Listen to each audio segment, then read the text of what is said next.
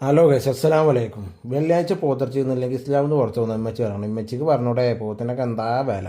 ചെന്നപ്പോഴാക്കണം തൂങ്ങി കിടക്കണ എല്ലും പലവാക്കി ആകെ കിട്ടണ ഇറച്ചി മുയ്പെടുത്ത് എല്ലാം കവർക്ക് ഇപ്പച്ചി നേരെ നടന്ന് കുളിച്ച് മാറ്റി ഞങ്ങൾ പള്ളിയിൽ പോയി വന്നപ്പോഴേക്ക് ഇമ്മ ഫുള്ള് സെറ്റാക്കിയിരിക്കണം. നെയ്ച്ചോറ് വെച്ച് പ്ലേറ്റ് കാക്കി വിളമ്പി കാര്യങ്ങളെല്ലാം സെറ്റാക്കിയിരിക്കണം.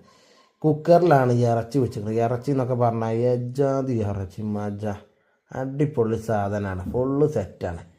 ഇരുന്നാൽ തിന്നാന്ന ഇമ്മ പറയണത്. ബാക്കിയൊക്കെ റെഡിയാക്കി കഴിയണം. പെങ്ങളാണെങ്കിൽ ചമ്മന്തി, അച്ചാറ്, തൈര്, പപ്പടം എല്ലാം കാണാൻ പോകുന്ന സാധനങ്ങൾ ഉണ്ടാക്കി വെച്ചിരിക്കണം.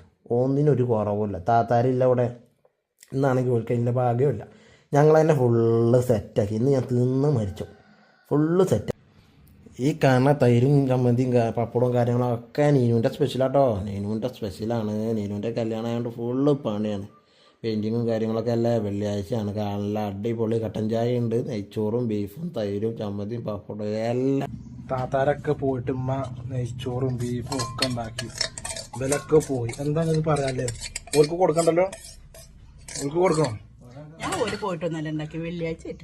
വെള്ളിയാഴ്ച ആയതുകൊണ്ടല്ലേ. ഇത് ഫുള്ള് ഉണ്ടോ പെയിന്റിങ് ആണ്. ഫുൾ പെയിന്റിങ് ആണ്. വർക്ക് നടന്നുകൊടുക്കാണ്.